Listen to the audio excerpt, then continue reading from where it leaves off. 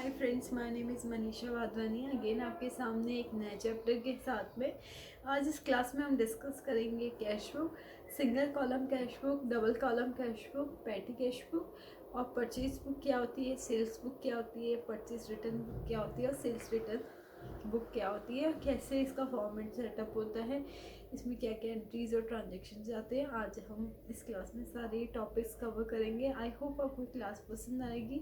आई hope आपको हमारा channel पसंद आ रहा है।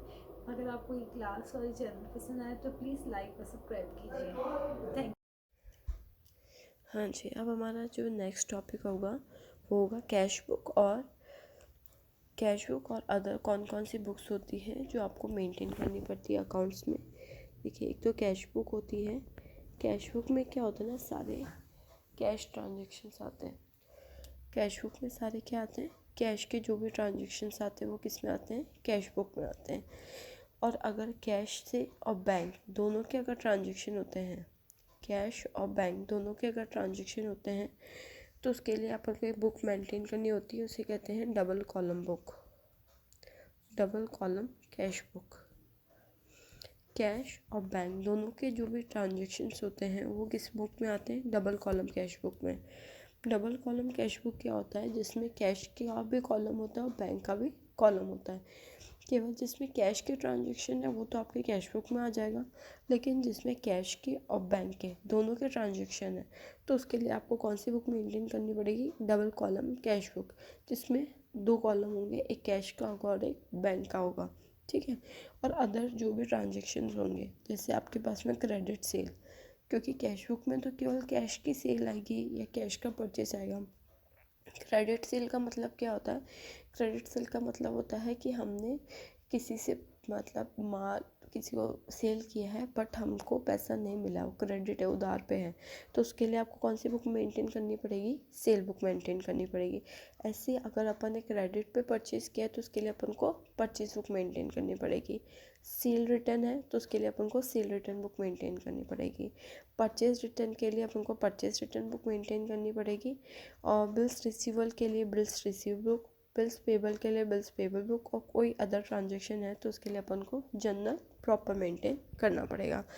तो आई होप आपको ये समझ में आ गया होगा कि कैश बुक में क्या आता है। कैश बुक में हमेशा जो होता है कैश से रिलेटेड जो भी ट्रांजेक्शन होते हैं वो किस में आते हैं, कैश बुक में आते हैं। और कैश और बैंक दोनों के अगर ट्रांजेक्शन होते हैं तो उसके लिए अपन को डबल कॉलम कैश बुक बनानी पड़ती है। डबल कॉलम कैश बुक कैसी होती है, डबल कॉलम कैश बुक में आपके पास में डबल कॉलम कैश बुक में आपके पास में क्या होता है ना, दो साइड्स होते हैं हमेशा। एक आपके पास कैश का साइड होता है और एक अपने पास बैंक का कॉलम होता है। ऐसे ही क्रेडिट साइड पे कैश का कॉलम होता है, एक बैंक का कॉलम होता है। तो बैंक से रिलेटेड जो भी ट्रांजेक्शन होंगे वो आपके बैंक कॉलम में चले जाएंगे और कैश से रिसीव जो भी ट्रांजेक्शन होंगे वो आपके कैश बुक में चले जाएंगे। अब आता है कि इसके एडवांटेज क्या होते हैं मेंटेन करने के। एक तो डिवीज़न ऑफ वर्क हो जाता है, वर्क का डिवीज़न हो जाता है, लीड्स टू स्पेशलाइजेशन। इसमें क्या होता है ना कि कोई परफेक्ट इंसान जो किसी भी चीज़ में स्पेशलाइज्ड हो तो उसमें क्या हो जाता है कि इस मतलब क्योंकि एक परचेज बुक मेंटेन करने के लिए एक पर्सन होगा, सेल बुक मेंटेन करने के लिए एक पर्सन होगा, तो इससे क्या होता है, डिवीज़न ऑफ वर्क हो जाता है। आपके लेज़र मेंटेन करना आसान हो जाता है, फ्रॉड्स इजीली आप पता कर सकते हो, रिस्पॉन्सिबिलिटी आपका फिक्स्ड हो जाता है और क्वालिटी भी वर्क की क्या होती है, बढ़ती है। तो आई होप अब आपको समझ में आ गया होगा कि कैश बुक क्या होती है। कैश के ट्रांजेक्शन हमेशा किस में आते हैं, आपके कैश बुक में आते हैं। और यही अगर कैश और बैंक दोनों से रिलेटेड ट्रांजेक्शन हो तो वो किस में चले जाएंगे, आपके डबल कॉलम कैश बुक में चले जाएंगे। ठीक है। तो कैश बुक में हमेशा क्या आता है, कैश से रिलेटेड जो भी आपकी रिसिप्ट होती है और जो भी आपके पेमेंट होते हैं वो आपके किस में आते हैं, कैश बुक में आते हैं। तो कैश बुक में क्या होता है ना, इस बुक को अपन ओरिजिनल एंट्री बुक ही कहते हैं, क्योंकि इसमें अगर आपने कैश बुक मेंटेन की तो फिर आपको लेज़र मेंटेन करने की ज़रूरत नहीं होती। लेज़र मतलब क्या होता है, आपको कैश अकाउंट मेंटेन करने की ज़रूरत नहीं होती है, क्योंकि सारे जो भी रिसिप्ट होते हैं, पेमेंट होते हैं, वो आपके कैश बुक में कवर हो जाते हैं। That's the reason. अब मैं जैसे आपको एक एग्जांपल बताती हूँ। सिंपल कॉलम कैश बुक क्या होती है? सिंपल कॉलम मतलब होता है वन कॉलम कैश बुक, जिसमें केवल कैश के ट्रांजेक्शन आएंगे। बैंक के transaction one column cash book में नहीं आते। बैंक के अगर ट्रांजेक्शन होते हैं और कैश के भी ट्रांजेक्शन होते हैं तो उसके लिए अपन को कौन सी बुक मेंटेन करनी पड़ती है? Double column cash book maintain करनी पड़ती है। कौन सी बुक मेंटेन करनी पड़ती है? Double column cash book maintain करने पड़ता है। Double column cash book maintain करनी पड़ती है, ठीक है। तो देखिए, जैसे आप अपने पास में कैश बुक है, हमेशा ध्यान रखना कि कैश बुक में आपको जो भी बैलेंस दिया होगा, ओपनिंग बैलेंस दिया होगा, तो उसका हमेशा क्या होगा? टू बैलेंस BD होगा, है ना। कैश इन हैंड और opening balance of cash debit side में हमेशा शो होगा किसके नाम से? टू बैलेंस BD के नाम से। और यही अगर आपको ओवरड्राफ्ट दे दे, ओवरड्राफ्ट, तो अपन को बाय बैलेंस BD करना पड़ेगा, ठीक है। वो बैंक में आता है, ठीक है। सबसे पहले आपको क्या दे रखा है? ईच द फॉलोइंग ट्रांजेक्शन क्या क्या है? कैश इन हैंड, आपके पास में कैश इन हैंड कितना है? 12,000 रुपीज़ का। कैश इन हैंड 12,000 रुपये का है, मतलब आपके पास में कैश कितना पड़ा है? 12,000 रुपये का आपका कैश पड़ा है, ठीक है। 12,000 रुपये का आपके हाथ में कैश पड़ा है, तो आप क्या लिखोगे? To balance BD। To balance BD कितना पड़ा अपने पास में? 12,000 रुपये का। इसके कैसे बनता है आपका इसका फॉर्मेट? इसका फॉर्मेट होता है, ये आपकी डेबिट साइड होती है और ये आपकी क्या होती है? क्रेडिट साइड होती है कैश बुक में। और इधर आपकी जितनी भी रिसिप्ट है, जितना भी आपने रिसीव किया कैश, वो इधर की साइड आती है, और जितना भी आपने पेमेंट किया है वो क्रेडिट साइड आ जाता है, ठीक है। और इसमें लेज़र फोलियो बीच में बन जाता है। तो ये इसका फॉर्मेट होता है। फॉर्मेट इसका कैसे होता है? फॉर्मेट इसका होता है,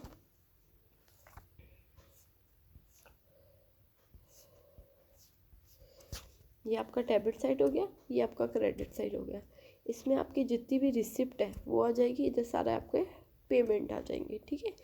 और आपके पास में इधर हमेशा क्या होती है? आपकी रिसिप्ट आती है, इधर आपका क्या आ जाता है? पेमेंट आ जाता है। और कैश इन हैंड आपको 12,000 रुपये से दे रखा है, तो आप क्या लिखोगे? टू बैलेंस BD 12,000 रुपये, सबसे पहले ये आ जाएगा, ठीक है। टू बैलेंस BD 12,000 रुपये। फिर देन पेड रेंट, 300 रुपये का आपने रेंट पे किया, तो आपके पास में इधर कौन सा साइड आता है? इधर आपका रिसिप्ट साइड आता है और इधर आपका पेमेंट साइड आता है, ठीक है। तो रेंट आपका क्या है? पेमेंट है। रेंट आपका पेमेंट है, आपका एक्सपेंस है। और इधर की साइड डेबिट साइड में जो भी एक्सपेंसेस आते हैं वो हमेशा टू के नाम से आते हैं, और पेमेंट साइड में जो भी एक्सपेंसेस होते हैं वो बाय के साथ आते हैं। हमेशा ये चीज़ ध्यान रखना, इधर टू के नाम से आपकी रिसिप्ट होती है, इधर बाय के नाम से आपकी क्या होती है? एक्सपेंसेस होते हैं, ठीक है। अगर आपने रेंट पे किया है तो रेंट आपका क्या है? एक्सपेंस है, तो इधर क्या आ जाएगा? बाय रेंट, क्योंकि इधर सारे एक्सपेंस आते हैं और इधर सारे आपकी रिसिप्ट आते हैं। तो बाय रेंट अपन कितना लिखेंगे? 300 रुपये। पेड टू शाम, शाम को मैंने 7,000 रुपये दिए, तो वो भी मेरा एक्सपेंस है, तो वो भी कहाँ पे आएगा? पेमेंट साइड में आ जाएगा, बाय शाम के नाम से। कितने रुपए? 7,000 रुपये, ठीक है। फिर परचेज फर्नीचर, फर्नीचर मैंने परचेज किया तो वो भी मेरा एक्सपेंस है, तो बाय फर्नीचर कितने रुपए? 2,000 रुपये। रिसीव फ्रॉम राम, राम से मुझे रिसीव हुए, मतलब वो मेरी क्या है? इनकम है, तो टू राम कितना आ जाएगा आपका? 3,000 रुपीज़। देन सोल्ड गुड, मैंने गुड सोल्ड किए, अगर मैंने गुड सोल्ड किए तो वो मेरी इनकम है। मुझे अगर मैंने किसी को माल बेचा है तो सेल तो मेरी इनकम है ना, क्योंकि मुझे फ्यूचर में वो मिलेगा। तो क्या आ जाएगा? To sale account, sale account आपका किससे आ जाएगा? 3,000 रुपीज़ से, ठीक है। Purchase goods from Mohan, Mohan से मैंने गुड परचेज किया, तो मेरा खर्चा है, मेरा एक्सपेंसेस है, तो इधर अपन किस नाम से दिखाएंगे? मोहन के नाम से दिखाएंगे। कितने रुपए? 5,000 रुपये। इन्होंने इसमें शायद दिखाया नहीं, सॉरी।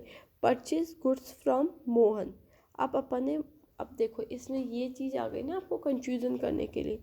गुड अपन ने मोहन से परचेज़ किया, इसमें कहीं पे भी जिक्र नहीं है कि उसने कैश में परचेज़ किया है। अनटिल अनलेस इसमें ये नहीं लिखा हो कि उसने कैश में परचेज़ किया, आप उसको क्या मानोगे? क्रेडिट ही मानोगे, आप उसको क्रेडिट मानोगे। और जो भी क्रेडिट परचेज होती है वो किस में जाती है? आपके पास में परचेज बुक में जाती है। वो आपके पास किस में जाती है? परचेज बुक में जाती है। इसमें केवल क्या आती है आपके पास? कैश। अगर इसमें ये लिखा होता कि गुड परचेज किया मोहन से कैश में, तो आप इधर लिख लेते बाय मोहन 5,000 रुपीज़। लेकिन इसमें अनटिल अनलेस जब तक लिखा हुआ नहीं हो कि कैश में परचेज़ किया है तो आप उसको क्या मानोगे, क्रेडिट ही मानोगे। और क्रेडिट मानोगे तो कहाँ पे जाएगा, आपके परचेस बुक में जाएगा, ठीक है। और सैलरी पे की 1,000 रुपीज़ की, तो आपके पास आ जाएगा बाय सैलरी 1,000 रुपीज़, ठीक है। अब हमेशा इधर की आप टोटल करो, इधर की टोटल आपकी आ रही है 18,000 और इधर की टोटल करिए 9,300 प्लस 1,000, 10,300 रुपये। तो आपका कितना बैलेंस कम पड़ रहा है, 10,300 minus 18,000,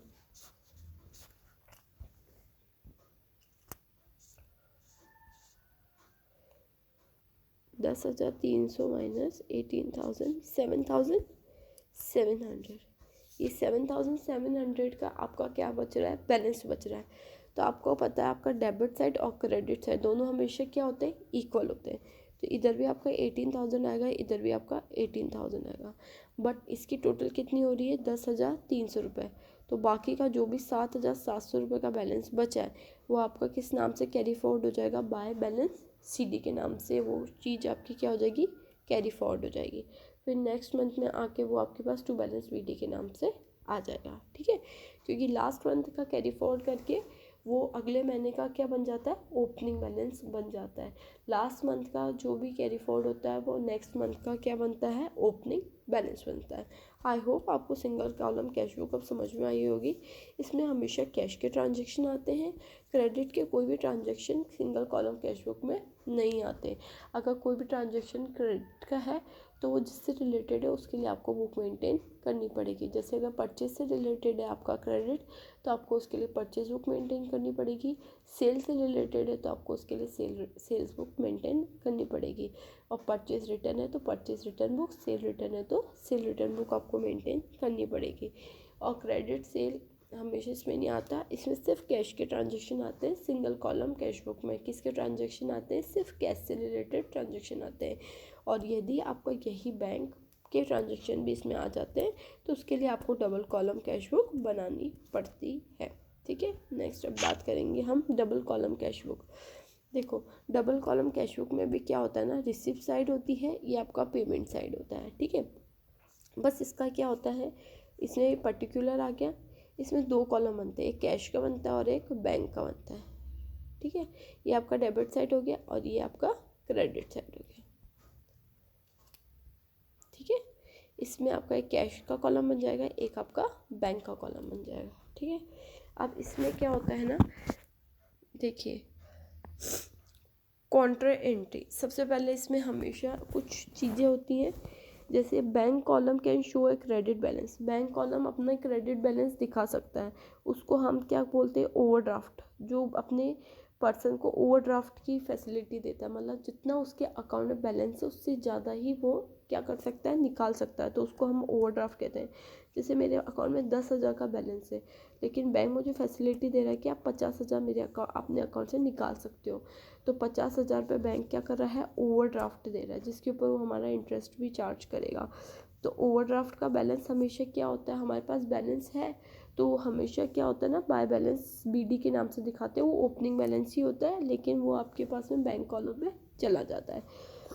if there is overdraft और क्रेडिट बैलेंस तो हमेशा बाय बैलेंस बीडी के नाम से आपका शो होगा, और अगर बैंक बैलेंस इंक्रीज होता है तो बैंक कॉलम में डेबिट होगा, अदरवाइज वो क्या हो जाता है, क्रेडिट हो जाता है। तो इसमें भी यही होता है कि एक रिसिप्ट साइड होती है और एक आपकी पेमेंट साइड होती है, ठीक है। ये आपकी डेबिट साइड होती है, ये आपकी क्रेडिट साइड होती है। उसमें जैसे एक ही कॉलम बनता था ना सिंगल कॉलम कैश बुक में, इसमें दो कॉलम बनते हैं, कैश का और बैंक का, इसमें भी कैश का और बैंक का। अब हमारी नेक्स्ट चर्चा होती है कॉन्ट्रा एंट्री। कॉन्ट्रा एंट्री क्या चीज़ होती है वो मैं आपको बताती हूँ।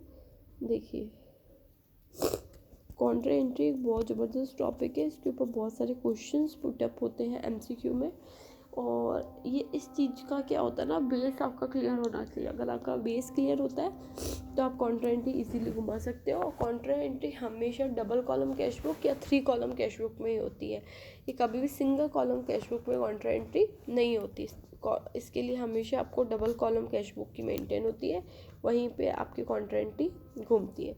अब कॉन्ट्रा एंट्री क्या होती है, कॉन्ट्रा एंट्री का मतलब वो होता है जहाँ पे आपके कैश बैलेंस के ऊपर भी इफेक्ट पड़ता है और बैंक के बैलेंस के ऊपर भी इफेक्ट पड़ता है, और दोनों साइड ही उसकी एंट्री आपको करनी पड़ती है। जहाँ एंट्री आपको डेबिट साइड भी करनी पड़े और क्रेडिट साइड भी करनी पड़े, उसको आप कौन सी एंट्री बोलते हो? कॉन्ट्रा एंट्री बोलते हो। जो जिसकी एंट्री डेबिट साइड भी होती है और क्रेडिट साइड भी होती है, तो उसको हम क्या बोलते हैं? Contra entry. कॉन्ट्रा एंट्री में जैसे फर्स्ट नंबर पे आपके पास आता है, मैंने बैंक में कैश डिपॉजिट करवाया। अब देखो, अगर मैंने कैश डिपॉजिट करवाया बैंक में, एक आपके पास आ गया कैश और एक आ गया आपके पास बैंक। अब बताओ, कैश आपका कौन सा अकाउंट है?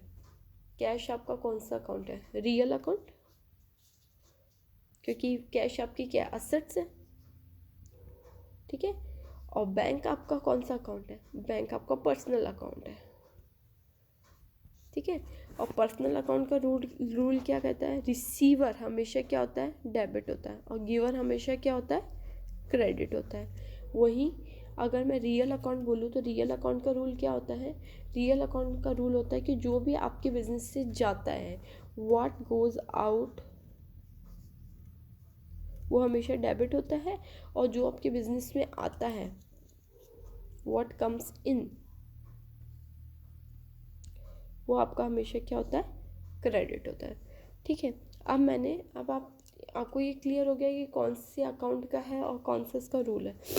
अब जैसे मैंने कैश बैंक में डिपॉजिट करवाया, तो बैंक क्या है? रिसीवर है, रिसीव कर रहा है, तो बैंक अकाउंट आपका क्या हो जाएगा? बैंक अकाउंट आपका डेबिट हो जाएगा, ठीक है। और आपके हाथों से क्या जा रही है? कैश जा रही है। कहाँ पे जा रही है? बैंक में जा रही है। तो जो बिजनेस से आपके पास जाता है, जो आता है, व्हाट कम्स इन, वो आपका डेबिट होता है, व्हाट गोज आउट, वो आपका क्या होता है? क्रेडिट होता है। तो आपके यहाँ से क्या जा रही है? कैश जा रही है, तो आप क्या लिखोगे? To cash.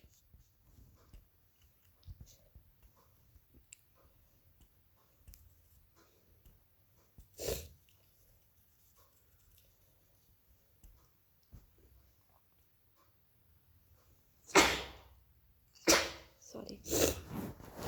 तो आपके पास एंट्री क्या हो जाएगी? Bank account debit to cash account, ठीक है। आपको ये समझ में आ गया बैंक कौन सा अकाउंट है और किस तरह से ये एंट्री घूमी। इसको हम कॉन्ट्रा एंट्री क्यों कहते हैं? क्योंकि देखो, अगर आपके पास में इसमें बैंक में पैसा गया तो नेचुरल है बैंक का बैलेंस तो इंक्रीज हुआ और कैश आपके यहाँ पे कम हुआ, ठीक है। और इसका क्या होता है ना, कॉन्ट्रा एंट्री का मतलब ये होता है जहाँ पे डेबिट साइड और क्रेडिट साइड दोनों साइड एंट्री की जाती है, दोनों साइड पोस्टिंग होती है, तो उसको हम क्या बोलते हैं? कॉन्ट्रा एंट्री कहते हैं। अब मैं आपको बताती हूँ कि कैसे आपका डबल कॉलम कैश बुक में इसको दिखाया जाएगा। लाइक एग्जाम्पल, ये कैश है और ये बैंक का बैलेंस है, ठीक है। और इधर भी आपके पास ये कैश हो गया और ये बैंक का बैलेंस हो गया, ये आपकी कैश बुक हो गई डबल कॉलम। अब अपनी एंट्री क्या हुई थी? Bank account debit to cash, bank account debit to cash. तो कैश बुक में बैंक का बैलेंस क्या हो रहा है? इंक्रीज हो रहा है। बैंक का बैलेंस क्या हो रहा है? इंक्रीज हो रहा है। तो बैंक किस साइड में आएगी? क्रेडिट साइड में, बाय बैंक। किसके नाम से? बाय बैंक के नाम से। लेकिन इसमें जो अमाउंट है वो किस में लिखी जाएगी? कैश में लिखी जाएगी, ठीक है। और वैसे ही यहाँ पे बैंक कॉलम भी अपने साथ में बन रहा है और कैश भी साथ में बन रहा है, तो यहाँ पे आप क्या लिखोगे? To cash. लेकिन अमाउंट किस में जाएगी? आपकी बैंक में। अमाउंट किस में जाएगी? आपकी बैंक में। और जो लेज़र फोलियो आपका बनता है, लेज़र फोलियो कॉलम, उसमें आप कहाँ बीच में क्या लिख दोगे? सी, मतलब कॉन्ट्रा एंट्री। जैसे वापस मैं आपको बताती हूँ एक बार, रफली है ये, तो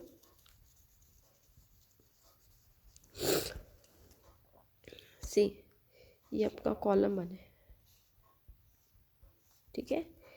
ये आपका कैश का कॉलम बना, ये बैंक का बना, ये कैश का बना और ये बैंक का बना, ठीक है। अगर मैंने कैश डिपॉजिट करवाया तो मैंने एंट्री क्या घुमाई? Bank account debit to cash. I hope आपको ये तो समझ में आ गई होगी एंट्री, ठीक है। और ये आपकी कैश बुक बन रही है जिसमें आपका कैश का भी कॉलम है और बैंक का भी कॉलम है, इधर भी कैश का कॉलम है और बैंक का कॉलम है। तो इधर आपका सबसे पहले कैश बुक में बैंक का बैलेंस तो बढ़ रहा है, तो आप इधर क्या लिखोगे, बाय बैंक, बाय बैंक, ठीक है। लेकिन आपके पास अमाउंट किस में जाएगी, कैश कॉलम में जाएगी 10,000 रुपये। अब वही यहाँ पे आप क्या लिखोगे, टू कैश, टू कैश, लेकिन अमाउंट आपके किस में जाएगी, बैंक अकाउंट में, ठीक है। अमाउंट आपके किस में जाएगी, बैंक अकाउंट में, ठीक है। और उसको आपको कॉन्ट्रा एंट्री के नाम से दिखाना पड़ता है, सी लिखना पड़ता है लेज़र फोलियो वाले में। अब दूसरी कॉन्ट्रा एंट्री क्या होती है, मैंने विड्रॉल करवाया बैंक से ऑफिस यूज़ के लिए, मैंने विड्रॉल कराया, ठीक है। मेरे पास क्या आया, कौन से अकाउंट इफेक्ट हुए, एक तो कैश बुक हुई,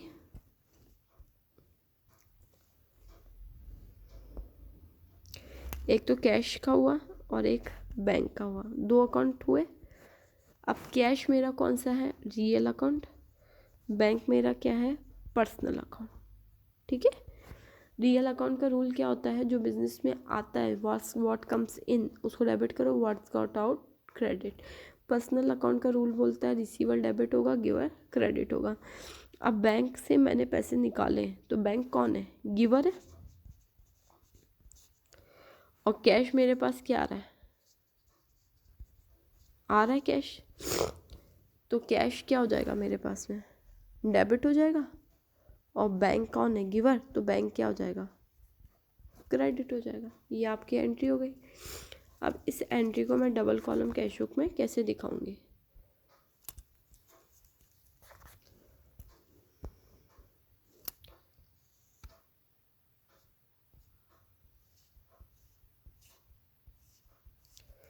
ये आपका कैश अकाउंट, ये बैंक का बैलेंस, ये कैश का और ये बैंक का। एंट्री क्या है, कैश टू बैंक, तो आपके पास कैश बढ़ रहा है, बट बैंक आपके पास क्या हो रहा है, कम हो रहा है। तो कैश आपका बढ़ रहा है, इसलिए आप बाय क्या लिखोगे, कैश। लेकिन कैश की उस कॉलम में पैसा नहीं आता, उसका पैसा कहाँ पे आएगा, बैंक में। और वैसे ही आपके पास में बैंक का बैलेंस क्या हो रहा है, कम हो रहा है, तो आप इधर क्या लिखोगे, टू बैंक, लेकिन पैसा कहाँ लिखोगे आप, कैश में। आई होप आपको चीज़ समझ में आ गई होगी कि कॉन्ट्रा एंट्री कैसे घूमती है, ठीक है। और ये दो कॉन्ट्रा एंट्री हो गई, एक तो जमा करवाने की और एक निकालने की। थर्ड क्या होता है, अगर ट्रीटमेंट चेक अगर आपने कस्टमर से रिसीव किया है, मैंने चेक अगर कस्टमर से रिसीव किया और उसी दिन मैंने अकाउंट में जमा नहीं करवाया, ठीक है, मैंने सिर्फ कैश रिसीव किया है, तो कैश रिसीव करने की एंट्री क्या होती है, जैसे रिसीव्ड ए चेक फ्रॉम अनु से मैंने 2500 रुपये का कैश चेक रिसीव किया, तो मैं क्या लिखूँगी, कैश अकाउंट डेबिट टू अनु। मैंने 2500 रुपये का कैश उससे रिसीव किया है, तो ये मेरी क्या हो जाएगी, एंट्री। ये कॉन्ट्रा एंट्री नहीं मानी जाएगी आपकी, क्योंकि इसमें आपने अनु से रिसीव किया है। कॉन्ट्रा एंट्री का मतलब वो होता है जहाँ पे कैश बुक और बैंक दोनों ही अकाउंट प्रभावित होते हैं। इसमें पर्सनल अकाउंट हो गया ना अनु का अकाउंट, इसलिए कॉन्ट्रा एंट्री नहीं होगी। तो कैश बुक में आप क्या लिखोगे, टू अनु के नाम से आ जाएगा। ये एंट्री उस सिचुएशन में होगी जब हम ये अज्यूम करेंगे कि उस दिन ही अकाउंट में पैसे मतलब चेक जमा नहीं करवाया है, उसी दिन अकाउंट में चेक जमा हो गया है, सेम डे अकाउंट में जैसे मेरे को रिसीव हुआ उसके सेम डे ही मैंने अकाउंट में जमा करा दिया। और अब आता है कि चेक आपको रिसीव हुआ है 10, जैसे एग्जांपल मुझे चेक रिसीव हुआ है 10 मार्च को, उसको मैंने डिपॉजिट कब कराया, 18 मार्च को, ठीक है। तो पहले तो मैं एंट्री क्या करूँगी, चेक रिसीव होने की चेक रिसीव होने की एंट्री क्या करूँगी मैं, चेक रिसीव होने की एंट्री में करूँगी cash account debit to Anu account, ठीक है। Cash account debit to Anu account 10 March को तो आपकी ये एंट्री घूमेगी, ठीक है। और 18 मार्च को आपकी एंट्री क्या घूमेगी, जब वो चेक रियल में बैंक में जमा हो जाएगा 18 को, तो 18 मार्च को आपकी एंट्री घूमेगी bank account debit to cash account, क्योंकि वो जमा हो गई। ये एंट्री आपकी कॉन्ट्रा हो जाएगी, बट ये एंट्री आपकी कॉन्ट्रा नहीं मानी जाएगी। ये एंट्री उस सिचुएशन में आती है जब आपने चेक अलग डेट पे रिसीव किया और उसको जमा अलग डेट पे करवाया। अगर सेम डेट पे रिसीव कर देते हैं तो वो cash account to personal account हो जाता है, लेकिन डेट अगर डिफरेंट होती है तो पहले पर्सनल अकाउंट को आपको क्रेडिट करना पड़ता है, फिर जब बैंक में जमा कराते हो तो बैंक टू कैश एंट्री बन जाती है। अब नेक्स्ट है, अगर मैंने if cheque is endorse in the favour of creditor of business, जैसे मैंने अनु से चेक रिसीव किया तो एंट्री हो गई आपके पास cash account debit to Anu account, ठीक है। और अनु ने वो चेक किसके नाम पे दे दिया, राम के नाम पे, तो फिर Ram account debit to cash account, ये एंट्री आपके पास हो जाएगी, ठीक है। और अगर चेक आपने रिसीव किया है तो 2500 रुपये से और वो डिसऑनर हो गया तो वापस वो अनु के नाम से ही डेबिट हो जाएगा। दोनों ही सिचुएशन में एंट्री सेम होगी, ठीक है। आपको कॉन्ट्रा एंट्री का रूल आई थिंक समझ में आ गया होगा कि कॉन्ट्रा एंट्री कैसे घूमती है और उसका रीज़न क्या होता है। अब एक एग्जांपल अपन ले रहे हैं, उस एग्जांपल में आई होप आपको सब चीज़ें पूरी अच्छे से क्लियर हो जाएंगी। Prepare cash book with bank column from the following, ठीक है। सबसे पहले आपके पास है cash in hand, cash in hand है तो ये आपका ओपनिंग बैलेंस हो गया, ठीक है। तो आप क्या लिखोगे, टू बैलेंस BD 12,000 रुपये, किस कॉलम में लिखोगे, कैश के कॉलम में लिखोगे, ठीक है। अब है नेक्स्ट बैंक ओवरड्राफ्ट, बैंक का ओवरड्राफ्ट हुआ है तो आप क्या लिखोगे, by balance BD, by balance BD। Overdraft की सिचुएशन में मैंने आपको बताया था वो क्रेडिट साइड ही होता है, तो इसलिए आप लिखोगे बाय बैलेंस BD, लेकिन ये 3,000 रुपये कौन से कॉलम में जाएंगे आपके पास में, बैंक के कॉलम में जाएंगे। आई होप यहाँ तक आपको चीज़ समझ में आ गई होगी। अब नेक्स्ट है डिपॉजिट इनटू बैंक, बैंक में अपन ने डिपॉजिट करवाया तो ये आपकी क्या हो गई, कॉन्ट्रा एंट्री हो गई। कैसे हुई कॉन्ट्रा एंट्री, क्योंकि कॉन्ट्रा एंट्री वो होती है जिसमें आपका बैंक अकाउंट और कैश दोनों अकाउंट इफेक्टेड होते हैं, तो इसमें दोनों अकाउंट डिपॉजिट इफेक्टेड होंगे। इसकी एंट्री क्या हो जाएगी आपके पास में, bank account debit to cash account, क्या एंट्री हो जाएगी, bank account debit to cash account, bank account debit to cash account, ठीक है। तो कैश बुक में आप क्या लिखोगे, बाय बैंक, लेकिन 2,000 रुपये आप कौन से कॉलम में लिखोगे, कैश के कॉलम में लिखोगे, और टू कैश, लेकिन पैसे किस में लिखोगे, बैंक के कॉलम में लिखोगे। देखो टू कैश 2,000 रुपये दे रखा और बाय बैंक 2,000 रुपये दे रखा है, और लेजर फोलियो में आपने क्या लिखा है, कॉन्ट्रा कॉन्ट्रा, ठीक है। Next, receive a cheque from Poojan, Poojan से मैंने चेक रिसीव किया, एंट्री क्या हो जाएगी, कैश अकाउंट डेबिट टू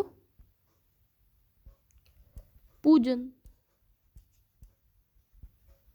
तो 10,000 रुपये आपके पास में चले जाएंगे टू पूजन के नाम से, लेकिन किस में जाएंगे, सॉरी इसकी एंट्री होगी, सॉरी इसमें क्या है, चेक रिसीव किया अपन ने पूजन से, तो जब भी आपने चेक रिसीव किया होता है तो आपके पास में एंट्री क्या होती है, बैंक अकाउंट आता है डेबिट, ना कि कैश अकाउंट डेबिट होता है, ठीक है। बैंक अकाउंट हो गया, तो बैंक अकाउंट डेबिट टू पूजन, लेकिन 10,000 रुपये आपके पास किस में चले जाएंगे, बैंक अकाउंट में चले जाएंगे, ठीक है। इसमें मैं ये मान रही हूँ कि उसी दिन उसने चेक भी जमा करा दिया है, ठीक है। और नेक्स्ट एंट्री है good sold for cash, cash में मैंने गुड सोल्ड किया तो मेरे पास क्या आया, कैश आया टू सेल, ठीक है। कैश का अकाउंट कौन सा होता है, रियल अकाउंट होता है, और गुड आपका नॉमिनल अकाउंट होता है, सॉरी सेल आपका नॉमिनल अकाउंट होता है। तो रियल अकाउंट का रूल क्या होता है, व्हाट कम्स इन, तो हमारे पास क्या आ रहा है, कैश आ रहा है, तो इसलिए कैश आपका डेबिट हो जाएगा और सेल आपकी क्या हो जाएगी, क्रेडिट हो जाएगी। तो आप यहाँ पे क्या लिखोगे, टू सेल, लेकिन पैसे कहाँ लिखोगे आप, कैश में, ठीक है। सोल्ड गुड्स टू नवीन, अब इसमें नवीन को गुड सोल्ड किया, अब ये चीज़ ध्यान रखना, किसी भी पर्सनल पर्सन को अगर आपने गुड सोल्ड किया और ये लिखा हुआ नहीं है कि कैश में दिया है तो हम उसको क्या मानेंगे, क्रेडिट ही मानेंगे, और क्रेडिट मानेंगे तो हम उसके लिए अलग बुक मेंटेन करेंगे, उसे कहेंगे सेल बुक, ठीक है, उसे क्या कहेंगे, सेल बुक, सेल्स बुक, ठीक है। तो ये क्रेडिट सेल मानेंगे, इसलिए जो क्रेडिट होता है उसके तो कैश बुक में लिखा ही नहीं जाता तो वो इसमें नहीं आएगा। अब आता है रिसीव ए चेक फ्रॉम नवीन, नवीन से मैंने चेक रिसीव किया, तो नवीन कौन है, गिवर है, तो नवीन अकाउंट तो हो जाएगा आपका क्या हो जाएगा, क्रेडिट, और बैंक अकाउंट आपका क्या हो जाएगा, डेबिट। तो आप क्या लिखोगे, टू नवीन। लेकिन पैसे किस में लिखोगे आप? पैसे आप लिखोगे रिसीव ए चेक। यहीं पे भी कैश नहीं लिखा हुआ है, तो हमने इसको क्या माना था? क्रेडिट सेल माना था, और क्रेडिट सेल आपकी कभी भी कैश बुक में नहीं दिखाई देती है, तो इसलिए अपन इसको पोस्ट नहीं करेंगे। देन 15 जनवरी का आपका ट्रांजैक्शन है, रिसीव अ चेक फ्रॉम नवीन। नवीन से मैंने चेक रिसीव किया। आपने नवीन से चेक रिसीव किया। जब आप चेक अलग डेट पे रिसीव करते हो और उसको डिपॉजिट अलग चेक अलग डेट पे कराते हो, तो सिचुएशन में देखिए क्या एंट्री होती है। जैसे as a example number 2, receive a cheque from Annu. Annu से आपने 2500 का, सेकंड एग्जांपल है, सेम इसी के ऊपर डिपेंड है, जो मैं आपको इसके थ्रू क्लियर करवा देती हूँ। देखो, receive a cheque from Annu. Annu से आपने 2500 का चेक रिसीव किया और अन्नू ने ये चेक फिर 3 जुलाई को बैंक में डिपॉजिट करवाया, राइट।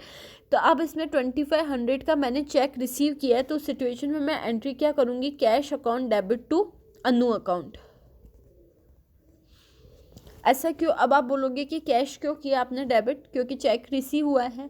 देखो, when cheque is not deposit into bank on same day, अगर आप सेम डे पे चेक डिपॉजिट नहीं कराते हो बैंक में, तो वो क्या माना जाएगा? आपका कैश माना जाएगा। क्या माना जाएगा? कैश माना जाएगा। और जब आप उसको डिपॉजिट करवा दोगे जिस डेट पे, तो उस सिचुएशन में आपकी कॉन्ट्रा एंट्री घूम जाएगी, फिर आपकी bank account debit to cash account से के नाम से वापस आपकी एंट्री पास होगी जब आप चेक डिपॉजिट कराओगे, ठीक है। वैसे ही अगर जैसे मैंने 15 जनवरी को अपन क्या एंट्री करेंगे? Cash account debit to Naveen account, ठीक है। इसने क्योंकि 15 जनवरी को चेक रिसीव किया था, ओके। तो अपन 15 जनवरी को अपनी एंट्री क्या होगी? कैश अकाउंट डेबिट टू नवीन, तो इधर टू नवीन हो जाएगा और कैश में आपके 7000 रुपीज़ आ जाएंगे, okay. Salary paid by cheque, आपने सैलरी चेक से पे की। अब आपका रूल क्या होता है कि सारे जो भी एक्सपेंसेस होते हैं वो क्या होते हैं? डेबिट होते हैं। तो सैलरी अपनी क्या होगी? एक्सपेंसेस होगी, नॉमिनल अकाउंट है, तो आपके पास में salary account debit to cash entry क्या हो जाएगी? Salary account debit to cash. इसमें कैश किस में आया है? क्रेडिट में आया। और सेल कहाँ आया? अपना डेबिट में आया। तो अपन अगर कैश बुक बना रहे हैं तो अपन इधर क्या लिखेंगे? इसकी जो ट्रांजैक्शन में एंट्री तो ये हो गई, उसके बाद उसकी पोस्टिंग कैसे हो जाएगी? टू कैश है तो इधर बाय सैलरी के नाम से पोस्टिंग हो जाएगी। तो बाय सैलरी आपके पास में इधर आ गया, okay. Naveen cheque deposit to bank. अब देखो, 15 जनवरी को चेक रिसीव हुआ था और 21 जनवरी को चेक डिपॉजिट हुआ। अब 21 जनवरी को आपकी इसकी कौन सी एंट्री घूम जाएगी? Bank account debit to cash account. Bank account debit to cash account के नाम से 7000 रुपीज़ की।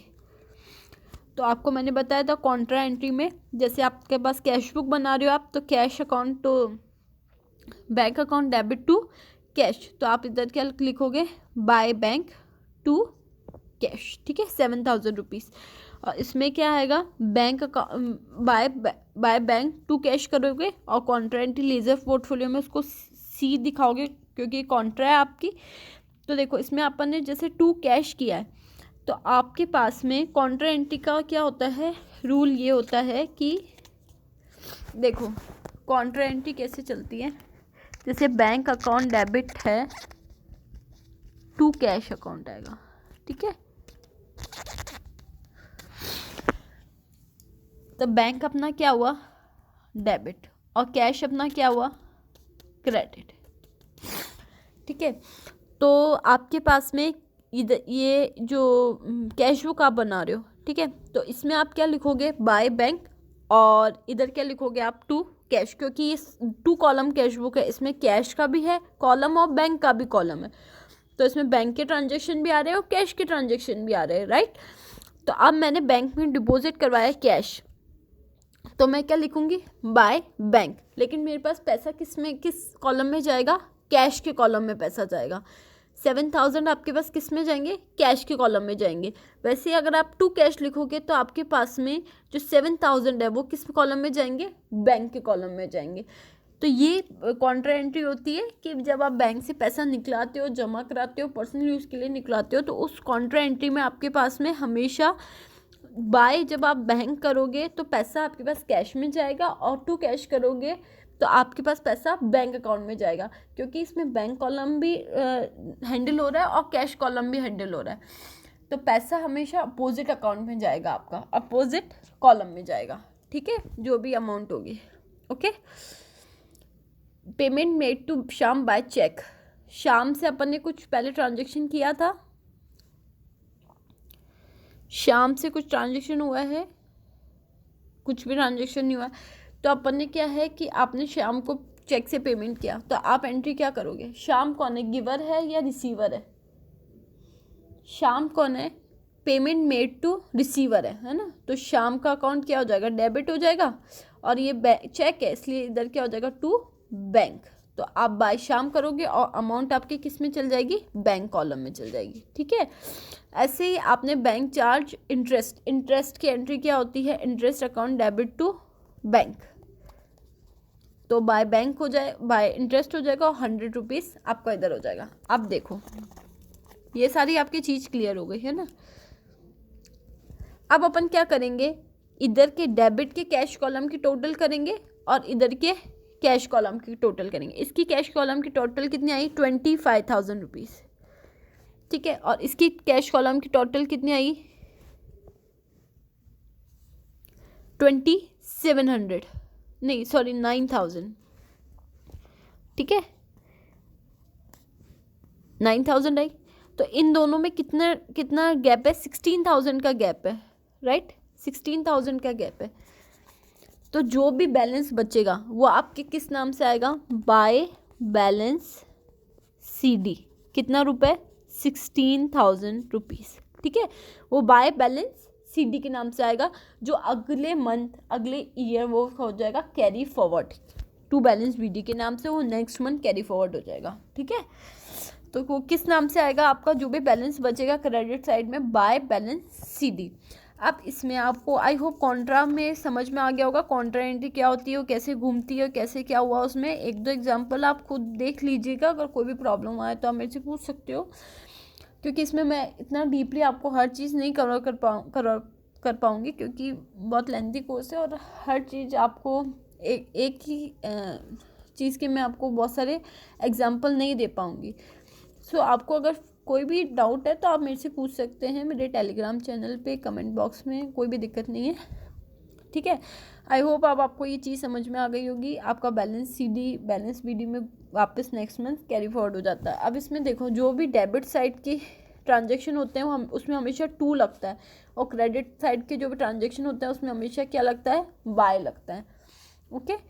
अब अपन नेक्स्ट टॉपिक लेंगे petty cash book. Petty cash book firstly होती क्या है, पैटी कैश बुक का मतलब ये होता है, इस सिस्टम के अंदर क्या होता है, हेड कैशियर गिवन से advance amount to petty cashier for a defined period. जैसे मैंने अपने कैशियर को 1,000 रुपये दे दिया जनवरी मंथ के लिए मैंने अपने कैशियर को 1,000 रुपये दे दिया कि चाय पानी के जो छोटे छोटे एक्सपेंसेस है तो अकाउंट से नहीं उठाया कर, अपने पर्सनल ये चेक से नहीं निकाला कर, कैश से नहीं निकाला कर, क्योंकि हिसाब में गड़बड़ होती है। तो मैंने 1,000 की फिक्स अमाउंट उसको दे दी कि जितने भी छोटे मोटे खर्चे हैं तुझे उस 1,000 रुपीज़ से करने, ठीक है। तो at the end of given period head cashier reimburse the amount actually spend by the PT cash resulting the same amount with PT cashier which he had a beginning of period. This can be listed under. देखो 1,000 रुपये हैं, 1,000 रुपये मैंने उसको दिया, ठीक है। 1,000 रुपये में उसने क्या करना है, जैसे उसने 50 रुपये का पूरे मंथ में उसने 300 रुपये की टी मंगवा दी, 50 रुपये की उसने पेन मंगवाए, और ऐसे 100 रुपये की उसने कोई स्टेशनरी और मंगवा दी मेरे ऑफिस के लिए। ऐसे ही 250 रुपये का उसने और ब्रेकफास्ट मंगवाया, ठीक है। तो कितना एक्सपेंस हो गया टोटल, 550 और 700 टोटल हुआ। तो उसने मुझे एक पैटी कैश बुक मेंटेन की, उसने कहा देखो आपको 700 रुपीज़ का खर्चा हुआ है पूरा मंथ का और 300 रुपीज़ आपका बैलेंस बचा है, ठीक है। तो मेन जो इसका क्रंच मैं बताऊँ, पैटी कैश बुक का मतलब क्या होता है, छोटे छोटे एक्सपेंसेस के लिए पैटी कैशियर को एक फिक्स अमाउंट दे दी जाती है एक पीरियड के लिए, और at the end of the period वो सारा पैटी कैश बुक मेंटेन करके आपको बता देता है कि कितना आपका बैलेंस बचा है या कितना ओवर हुआ है। इसके लिए आपके पास पैटी कैश बुक बनाई जाती है छोटे छोटे एक्सपेंसेस के लिए, ठीक है। अब आता है इसके एडवांटेज क्या है। एक तो इससे टाइम देखो सेव हो जाता है। सेकंड, आपके पास में पेटी एक्सपेंसेस के ऊपर कंट्रोल भी रहता है, क्योंकि फिर अपन को क्या होता है ना, पता नहीं चलता कि किसके ऊपर कितना कितना खर्चा हो रहा है। तो इससे क्या होता है, कंट्रोल रहता है। अगर आपका कोई भी खर्चा एक्सपेंसेस ऐसा है जिसका अगर अकाउंट मेंटेन है तो उसके ऊपर क्या होगा, कंट्रोल होगा। इफेक्टिवली आपको पता भी चल जाएगा कि एक्चुअल में एक्सपेंसेस कितना हुआ है, इसलिए आप अकाउंट मेंटेन करते हो हर चीज़ के। और थर्ड, लेस चांसेस फ्रॉड के चांसेस तो वैसे भी इसके कारण नहीं होते हैं। अब देखो पेटी कैश बुक कैसे मेंटेन होती है। जैसे इसका जो मेन स्ट्रक्चर होता है वो ऐसा होता है, देखो ये आपका डेबिट साइड होता है, ये आपका क्रेडिट साइड होता है, ठीक है। इसमें क्रेडिट साइड में आपके जितने भी पेमेंट्स होते हैं ना वो आते हैं, ठीक है। डेबिट साइड में आपकी सारी जो रिसिप्ट होती है वो आती है। इधर आपकी डेट आ जाएगी, इधर आपका पर्टिकुलर हो जाएगा, इसमें वीएन नंबर हो जाएगा, इधर आप लिखोगे जितनी भी आपकी पेमेंट हुई है वो। और इसमें इधर जो होता है ना वो सारे जो भी एक्सपेंसेस है उन एक्सपेंसेस का एक एक अकाउंट, एक एक कॉलम बनेगा। जैसे स्टेशनरी का एक बना, टी का एक बना, और ऐसे जितने जितने आपके एक्सपेंसेस आपके ट्रांजैक्शन में दिए होंगे उनके सबके आपके अकाउंट बनते जाएंगे। जैसे आपके पास में स्टेशनरीज का एक बना, ठीक है, रिफ़्रेशमेंट का एक बना। तो ये सब क्या होता है ना, एक देखो जैसे आपके पास में एग्जाम्पल के साथ मैं बताती हूँ। रिसीव एक हेड कैशियर 500 रुपये आपने हेड कैशियर से रिसीव किए, तो ये रिसीव साइड में आपके 500 रुपये हो गए टू कैश के नाम से, ठीक है। टू कैश के नाम से आपके पास 500 रुपये आ गए, ठीक है। बॉट स्टेशनरी 50 रुपये की, आपने स्टेशनरी ली कितने की, 50 रुपये की। इधर आपके सारे रिसिप्ट हो गए, इधर आपके सारे पेमेंट हो गए। सबसे पहले ये चीज़ आप छोड़ दो, सिर्फ रिसिप्ट और पेमेंट साइड को देखो, और जो जो अलग अलग कॉलम में जा रहे हैं वो आपको बाद में एक्सप्लेन करती हूँ।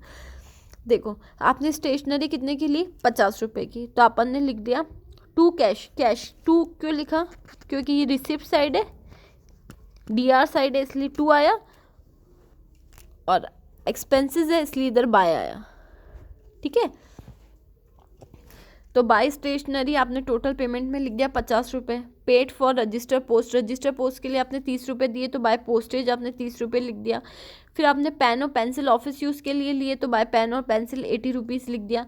फिर आपने टेलीग्राम के लिए 60 रुपये लिए, तो आपने बाय टेलीग्राम 60 रुपीज़ लिख दिया, ठीक है। और पेड फॉर स्टेशनरी रिफ्रेशमेंट के लिए 50 रुपये लिए, तो आपने बाय रिफ्रेशमेंट 50 रुपये लिख दिया। बॉट पोस्टल स्टैम्प, उसके लिए आपने 30 रुपये लिख दिया, ठीक है। आई होप आपको ये चीज़ यहाँ तक क्लियर हो गई होगी, है ना, ये वाली चीज़ आपको क्लियर हो गई। अब नेक्स्ट स्टेप क्या होता है ना, यहाँ तक आपने बनाया, उसके बाद में जो जो एक्सपेंसेस होते हैं ना उनके अलग अलग कॉलम बनते हैं। जैसे स्टेशनरी का अपन ने अलग कॉलम बनाया, अब स्टेशनरी से रिलेटेड जो भी खर्चे होंगे ना वो इसी कॉलम में आएंगे, ओके। और वैसे ही जैसे पोस्ट का एक अपन ने अलग कॉलम बना दिया पोस्टल के नाम से, ठीक है। और एक अपन ने सन्ड्री एक्सपेंसेस में जितने भी एक्स्ट्रा एक्सपेंसेस होंगे ना वो सारे पेमेंट्स इधर चले जाएंगे, ठीक है। तो ये जैसे मैंने 3 कॉलम बनाए, तो उनसे रिलेटेड जो भी खर्चे होंगे वो उनके कॉलम में चले जाएंगे, ठीक है ना। एक आपका किसका बना, स्टेशनरी का, एक आपका पोस्टेज का बना, और एक आपका किसका बन गया, सन्ड्री एक्सपेंसेस का,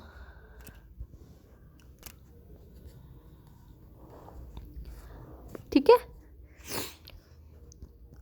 तो देखो बाय स्टेशनरी, तो सबसे पहले जो 50 रुपीज़ है वो आपके इसमें चले गए स्टेशनरी में।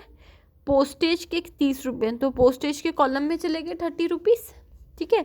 स्टेशनरी वापस है, स्टेशनरी वापस आई है, क्योंकि पेन और पेंसिल भी आपकी स्टेशनरी होती है, तो वो 80 रुपये वापस आपके इसमें चले गए। टेलीग्राम आपका पोस्ट ऑफिस से संबंधित है, तो आपके पास वो पोस्ट ऑफिस के खर्चों में चले गए।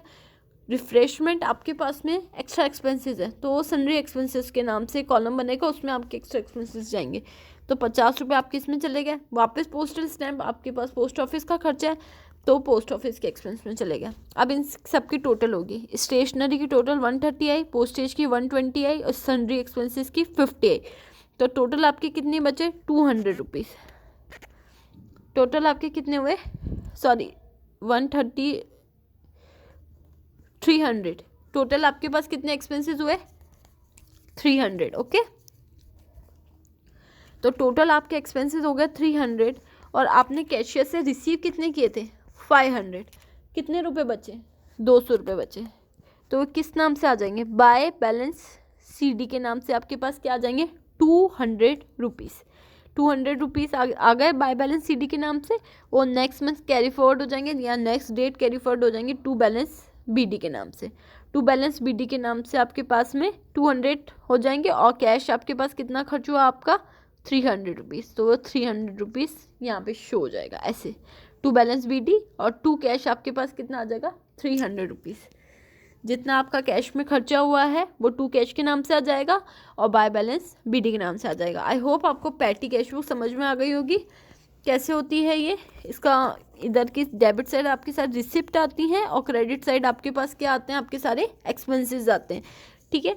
और फिर उसके बाद आपका अलग अलग कॉलम बनता है, जैसे आपके पास स्टेशनरी का एक कॉलम बन गया, पोस्ट ऑफिस का एक कॉलम बन गया, सन्ड्री एक्सपेंसेस का एक कॉलम बन गया। ऐसे जो जो अलग अलग खर्चे आएंगे उनके सबके कॉलम बनेंगे।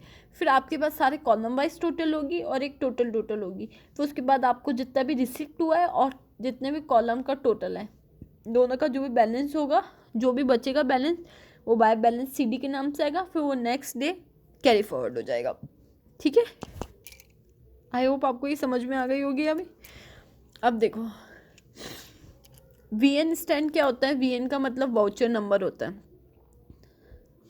अब आता है, अब आपके पास में अलग अलग बुक्स बनती है एक, क्योंकि देखो कैश बुक में हमेशा क्या होता है ना, कैश सेल, सारे जो कैश से रिलेटेड है वो ही मेंटेन होते हैं। अब जैसे मैंने किसी को क्रेडिट पे माल बेचा है, सेल किया है क्रेडिट पे, अब वो उसके लिए मैं क्या करूँ? उसकी भी तो कई पोस्टिंग होगी ना, तो उसके लिए आपको सेल बुक बनानी पड़ेगी, ठीक है। ऐसे ही आपने अगर कैश में परचेस किया तो आपकी कैश बुक में चली जाएगी, बट अगर आपने क्रेडिट में परचेस किया तो किस में चली जाएगी? परचेस बुक में। उसके लिए आपको परचेस बुक मेंटेन करनी पड़ेगी। ऐसे ही आपको सेल रिटर्न बुक भी मेंटेन करनी पड़ेगी और ऐसे ही आपको परचेस रिटर्न बुक भी मेंटेन करनी पड़ेगी।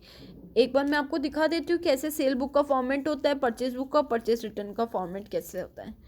देखो, bought for Agarwal book house, Agarwal book house से आपने 25 डजन पेंसिल ली ₹30 पर डजन के हिसाब से, और 20 डजन बॉल पेन लिए 10 डजन पर के हिसाब से। सबसे पहले इसका फॉर्मेट होता है परचेज बुक का, in the books of messrs Ramesh stationer, जो भी नाम होता है वो ऊपर आ जाएगा। परचेज बुक हो गई, डेट हो गया, पर्टिकुलर हो गया, इनवॉइस नंबर हो गया, LF हो गया, डिटेल हो गई और अमाउंट हो गया, ठीक है। इसमें डेबिट और क्रेडिट साइड नहीं होता है, ठीक है। ये इसका फॉर्मेट है जो आपको ध्यान रखना पड़ेगा। तो आप इसमें क्या लिखोगे? सबसे पहले 1 अगस्त का है तो August 1 Agarwal book house, 25 dozen pencil 30 per dozen, तो इसमें कितना आ जाएगा? 750। और 20 dozen ball pen at the rate of 10, तो 20 dozen ball pen at the rate of 10, तो कितना रुपये आ जाएगा? ये 25 डजन है तो 25 × 12, 25 dozen pencil at the rate of ₹30 per dozen, ठीक है। ये डजन में हिसाब कर रहा है। आपको इसकी लैंग्वेज के ऊपर भी ध्यान देना पड़ेगा क्योंकि MCQ में ऐसे क्वेश्चंस भी आ सकते हैं। देखो, 25 dozen pencil at the rate of ₹30 per dozen, तो ये 750 हो गया। लेकिन 20 dozen ball pen at the rate of ₹10 per pen, तो आपको 20 को पहले 12 से इंटू करना पड़ेगा, देन आपको 10 से इंटू करना पड़ेगा, तो इसलिए 2400 आ गया, ठीक है। इसकी जो लैंग्वेज होगी वो आपकी ऐसे ही आपको लिखनी पड़ेगी, ठीक है ना। ये वैसे MCQ में इस टाइप के क्वेश्चंस लिखने के वाले नहीं आते, फॉर्मेट से आपसे पूछ सकते हैं, कोई भी आपको ट्रांजेक्शन दे सकते हैं, उसके टाइप के हो जाएंगे, ठीक है। क्योंकि डिस्क्रिप्टिव तो है नहीं कि जिसमें आपको पूरा लिखना पड़े। देन आपको ट्रेड डिस्काउंट दे दिया 10% का, तो 10% का ट्रेड डिस्काउंट, इसका टोटल हुआ 3150, उसमें 10% कट हो गया, तो आपके पास अमाउंट कितनी बच गई? 2835, ठीक है। ऐसे ही बॉट फर्नीचर और 20,000 of credit from messrs interior डिकोर, 20,000 रुपये का आपने फर्नीचर क्रेडिट पे उससे परचेज़ किया। किससे परचेज़ किया आपने? 20,000 का फर्नीचर इंटीरियर डिकोर से। 5 अगस्त का आपका ट्रांजेक्शन है। अब इसका क्या होगा? Transaction of 5 related to credit purchase of furniture, इसलिए वो कहाँ चला जाएगा आपके पास में? परचेज बुक में चला जाएगा। अब आपको purchase good related to credit for, देखो, बॉट फर्नीचर और 20,000 of credit from messrs interior decor. अब ये 20,000 का आपका क्या है? असेट्स है, ये असेट्स है आपका, ठीक है। तो आप इसकी एंट्री क्या करते हो, furniture account debit to messrs interior decor, है ना। इसकी एंट्री आप क्या करोगे, furniture account debit to messrs interior decor, है ना। तो इसमें कहीं पे भी आपका परचेज नाम आया है क्या, कहीं पे भी आपका परचेज का अकाउंट आया ही नहीं। तो जब आपका परचेज का अकाउंट डेबिट और क्रेडिट ही नहीं हुआ तो सिचुएशन में आप उसकी एंट्री परचेज बुक में कर ही नहीं सकते हो, ठीक है। ये आपका असेट्स है, तो उसकी एंट्री आपकी परचेज बुक में नहीं होगी। परचेज बुक में सिर्फ जो आप गुड्स ले रहे हो, बेच रहे हो, उसकी एंट्री होगी जहाँ पे आपका परचेज का अकाउंट डेबिट या क्रेडिट हो रहा है, अन्यथा आपकी कोई भी एंट्री नहीं होगी। फर्नीचर आपका असेट्स है, इसलिए वो परचेज बुक में नहीं आएगा, ठीक है। ये भी एमसीक्यू के लिए आपको पूछ सकते हैं कुछ भी चीज़। अब आता है शिवानी ने सोल्ड टू अस, कैसे अपन को सोल्ड किया है, 30 register eight the rate of 50। तो 30 register eight the rate of 50 1500 rupees, और 50 books at the rate of 20 1000 rupees. तो आपका टोटल इधर कितना हो गया, 2500। तो इन दोनों की टोटल हो गई। अब नेक्स्ट क्या है, bought for Tushar stationery for cash memo 101, 300 refill at the rate of 5 और 10 ink at the rate of 50। अब इसमें क्या है, 17 अगस्त का जो भी ट्रांजेक्शन है उसमें क्या है, आपने गुड किसके लिए ख़रीदा है, कैश में ख़रीदा है। और इसमें हमेशा क्या होते हैं ना, क्रेडिट के परचेज या परचेज आती है।